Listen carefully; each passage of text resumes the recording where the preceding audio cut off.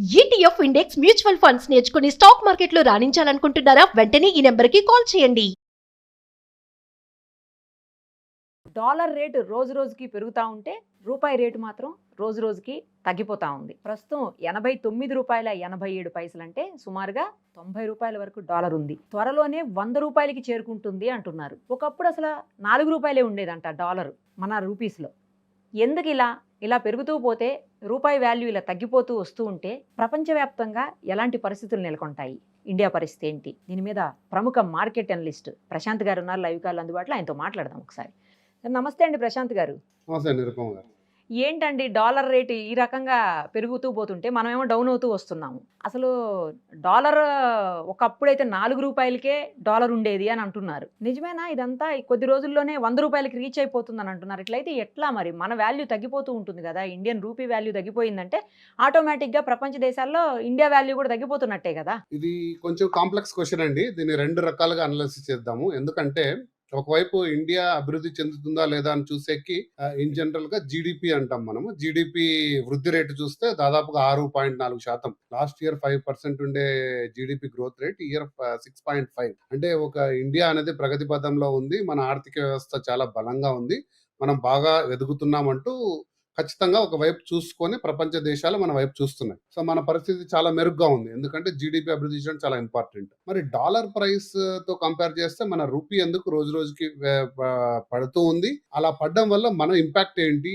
మీరు అంటున్నట్టు ప్రపంచ పటంలో మన కరెన్సీ అనేది వీక్ అవడం వల్ల మనం అండర్ వాల్యూ కామా, దీనివల్ల పరిస్థితులు ఏంటి అనేది 2 రకాలుగా కూడా చూద్దాం. బట్ ఫస్ట్ పాయింట్ నేను మీకు చెప్పేది ఏంటంటే, మీరు రూ. 4 అన్నారు, బట్ 1991 తీసుకుందాం. ఎందుకంటే భారతదేశ ఆర్థిక ప్రగతి లేదా ఆర్థిక విధానం అనేది బిఫోర్ 91, ఆఫ్టర్ 91. అప్పుడే మనకు ఫారిన్ డైరెక్ట్ ఇన్వెస్ట్మెంట్స్, ఆర్థిక విధానాలన్నీ కూడా సరళీకృతం జరిగింది.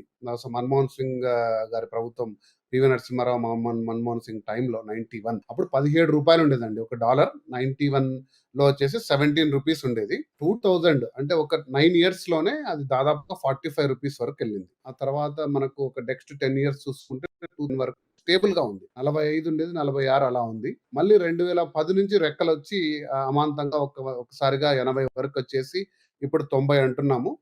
త్వరలో 100 కూడా చూస్తాం. బట్ వీటికి కారణాలు అనేకమండి. డాలర్ ఎందుకు బలపడుతుందంటే, మనం ఇంతకు ముందు చాలా సార్లు గోల్డ్ వీడియోస్ అనలైసిస్ చేసినప్పుడు నేను చెప్పానండి. ఆ నమ్మకము ఇన్వెస్టర్లకు ఉందనుకోండి, డాలర్ బలపడుతుంది. నమ్మకం అంటే ఏంటంటే, నేను పెట్టే రూపాయికి నాకు స్థిరంగా ఎక్కువ శాతం రిటర్న్ వచ్చిందనుకోండి, ప్రపంచంలో ఉండే ఇన్వెస్టర్లందరూ డాలర్‌లోనే పెట్టుబడి పెడతారు. అంటే అమెరికాలో బ్యాంకుల్లో, బాండ్ల రూపంలో, బిజినెస్ రూపంలో పెడతారు. స్టాక్ మార్కెట్‌లో పెడతారు.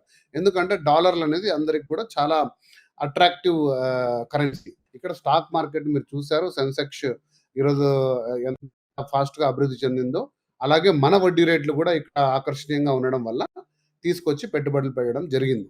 కాకపోతే లాస్ట్ 4 మంత్స్‌గా యూఎస్ అనేది ఫెడరల్ రేట్స్ తగ్గలేదు. సో డాలర్ పై నమ్మకం పెరిగింది. సో ఇండియాలో అమాంతంగా ఒక $16 బిలియన్ కరెన్సీని స్టాక్ మార్కెట్‌లోనో వివిధ రూపాల్లో ఉండే కరెన్సీని తీసుకెళ్ళి మళ్ళీ అమెరికాలో ఇన్వెస్ట్ చేయడం జరిగింది. అంత మొత్తం డబ్బు డాలర్స్ డిమాండ్ పెరిగింది. రూపాయల విలువ తగ్గింది. సో వీటి మూలంగా ఖచ్చితంగా కూడా ఆ యొక్క దెబ్బ అనేది మన ఇండియన్ రూపీ మీద పడింది. అలాగే ఇక 3, 4 ప్రధాన కారణాలున్నాయండి. అవి ఎప్పటికీ మారవు. మనము అనేది ఇంపోర్ట్ డ్రివెన్ ఎకానమీ. మనం అన్నీ కూడా బయట నుంచే కొంటాం. ముఖ్యంగా మనకు కావాల్సిన ఆయిల్ ఏదైతే ఉందో, పెట్రోలు, డీజిల్, ఇవన్నీ కూడా మనం ప్రపంచ దేశాల నుంచి పర్చేజ్ చేస్తాం. 90% మన ఆయిల్ ఇంపోర్ట్స్ అన్నీ కూడా బయట నుంచే వస్తాయి. వాటికి డాలర్‌లో పే చేయాలి. గోల్డ్ మొత్తం కూడా బయట నుంచే కొంటాం డాలర్‌లు పెట్టి. మన మిలిటరీ ఎక్విప్‌మెంట్ అన్నీ, ఫ్లైట్‌లు, ఫైటర్ జెట్‌లు మోస్ట్ ఆఫ్ దెమ్ ఇంపోర్ట్ చేసుకుంటాం. ఎలక్ట్రానిక్స్, ఆటోమొబైల్స్, వీటన్నిటికి మనం డాలర్ ఖర్చు పెట్టాల్సిందే. మనం ఎక్స్‌పోర్ట్ చేసేటివి సాఫ్ట్‌వేర్ అయితేనేమి, ఫార్మసీ అయితేనేమి, ఇవి ఒక రేట్ ఉంటాయి. సో వీటికి మధ్య వ్యత్యాసం పెరిగినప్పుడు, మన మీద డాలర్ల భారం పెరిగినప్పుడు ఖచ్చితంగా డాలర్‌కి రూపాయలు ఎక్కువగా ఇవ్వాల్సిన అవసరం మనకుంటుందండి. ఇది సంవత్సరం జరిగేదే, కొత్తగా ఏమి లేదు. కాకపోతే ఒక అంశం అందరికి కూడా అర్థమయ్యే ఒక చిన్న అంశం ఏంటంటే, ఆర్‌బీఐ ఏం చేసేదంటే వీటిని కట్టడి చేయడానికి చర్యలు తీసుకునేదండి. ప్రతి ఏడు కూడా, ప్రతి నెల కూడా మన దగ్గర ఉండే డాలర్స్, అంటే వాళ్ళ నిల్వలో ఉండే డాలర్స్‌ని మార్కెట్‌లోకి వదిలిపెట్టేది. అంటే సెల్ చేసేది. సో దట్ డాలర్ డిమాండ్ కొంచెం తగ్గి మన రూపాయి విలువను కట్టడి చేస్తూ వచ్చిందండి గత 10 సంవత్సరాలుగా. అందుకు ఆర్‌బీఐ తీసుకున్న చర్యలే ప్రధాన కారణం. కాకపోతే ఎంతకాలం ఇలా మనం చేసుకుంటూ వెళ్ళాలి అని ఆర్బీఐ కూడా కొంచెం కూడా స్లో డౌన్ అయింది. డాలర్స్‌ని నిర్బంధంగా మార్కెట్‌లోకి వదిలేయడం స్టాప్ చేసింది. వీటన్నిటి కూడా ఇంపాక్ట్ ఏదైతే ఉందో ఫారిన్ ఇన్వెస్టర్స్ డబ్బులు తీయడము, మన ట్రేడ్ డెఫిసిట్, తర్వాత ఆర్బీఐ తీసుకున్న మెజర్‌మెంట్స్ అన్నీ కూడా ఇప్పుడు మనకు ఈ డాలర్ అనే దానికి ఇండియన్ రూపీ అనేది ఖచ్చితంగా కూడా తగ్గడం మనం చూస్తున్నాం.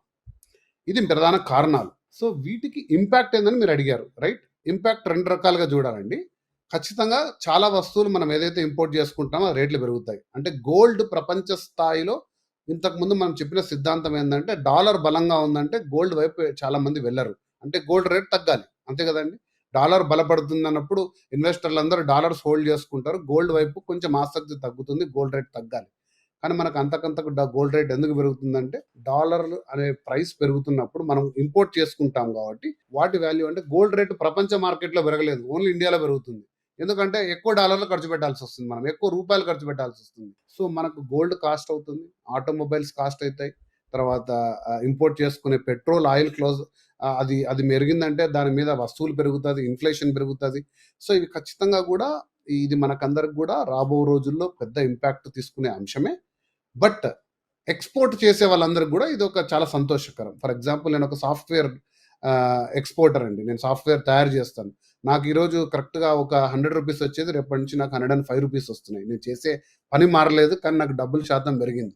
సో, ఎక్స్‌పోర్ట్ చేసే వాళ్ళందరికి గూడా లాభము. సో, ఈ రకంగా జూసుకుంటే దీన్ని 2 అంశాలుగా జూసుకుంటే మనం ఖచ్చితంగా గూడా ఇది ఇంపాక్టే. మనం ఎందుకంటే ఇంపోర్ట్ తీసుకుంటున్నాము కాబట్టి. దీనికి తగిన చర్యలు తీసుకోవాల్సిన అవసరం లేదంటారా ప్రభుత్వాలు? ముఖ్యంగా ఎస్పెషల్లీ డెఫినిట్‌గా అంటే మన అదే డెఫినిట్‌గా ఇప్పుడు 2 రకాలుగా మనం చూడాలి. ఇప్పుడు చైనా ఉంది చూసారు మీరు. చైనాన్ కరెన్సీ గూడా అండర్ వాల్యూ చేసుకుంటారు ఖచ్చితంగా. మనకంటే వాళ్ళు ఉద్దేశపూర్వకంగా చేసుకుంటారు. ఎందుకంటే వాళ్ళు ఎక్స్‌పోర్ట్ డ్రివెన్ ఎకానమీ. వాళ్ళ ప్రొడక్ట్ మార్కెట్‌లోకెళ్తే మార్కెట్‌లో అమ్ముడుపోవాలంటే వాళ్ళ కరెన్సీ అండర్ వాల్యూ ఉంటే ఈజీగా అమ్ముడుపోతది. సో, ఉన్నప్పుడు ఖచ్చితంగా వాళ్ళకు వస్తుంది.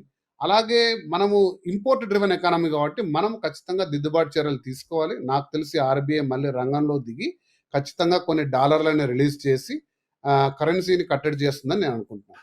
అది త్వరగా జరగాలండి. లేదు అంటే అలా పోతూ ఉంటే డాలరు మన రూపీ వాల్యూ తగ్గిపోతా ఉంటే చాలా ఇబ్బందికర పరిస్థితులు ఎదుర్కోవాల్సిన సిట్యుయేషన్ రావచ్చేమో రానున్న రోజుల్లో మీరన్నట్టు.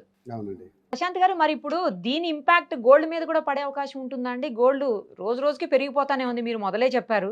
ఖచ్చితంగా పెరుగుతదండి. తగ్గేది అసలు ఉండదు. కరెక్షన్స్ పెద్దగా జరగదు అని చెప్పి అలాగే అవుతోంది మీరన్నట్టే.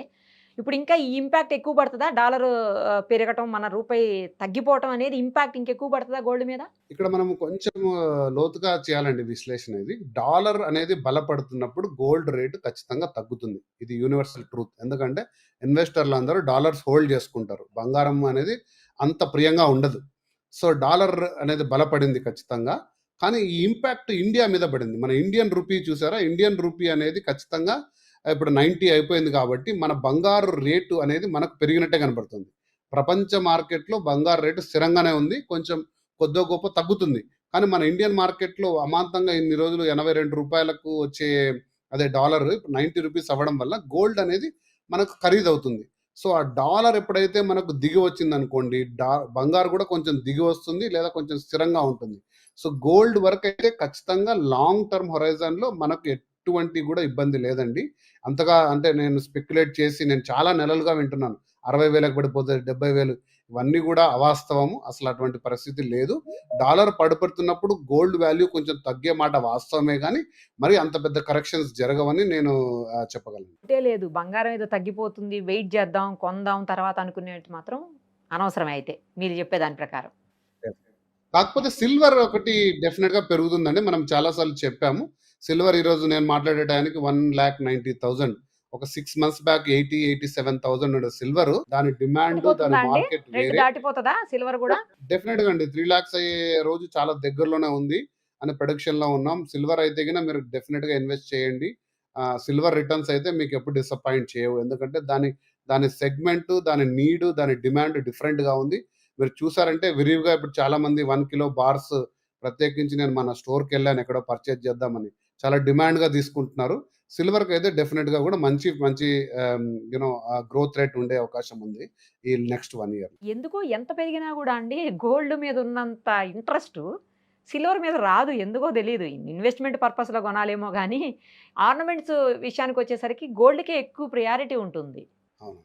అంటే మన ఒక 60, 70 సంవత్సరాలుగా లేదా వందల సంవత్సరాలుగా ఆభరణాలపై ఉన్న మోజు, బంగారాన్ని మన సాంప్రదాయంలో మనం మిళితం చేసుకున్నాం. దాన్ని ఒక ఇన్వెస్ట్‌మెంట్ సాధనం గాకుండా, ఒక మన కుటుంబాల్లో గూడా పెళ్ళిళ్ళలో, శుభకార్యాల్లో ఒక ప్రధానమైన సాంప్రదాయంగా దాన్ని మనం పెట్టుకున్నాం. పెళ్లయిందంటే ఎన్ని గ్రామ్స్ గోల్డ్ తీసుకున్నారు? ఎంత పర్చేజ్ చేశారు? ఫంక్షన్ జరిగిందంటే గోల్డు.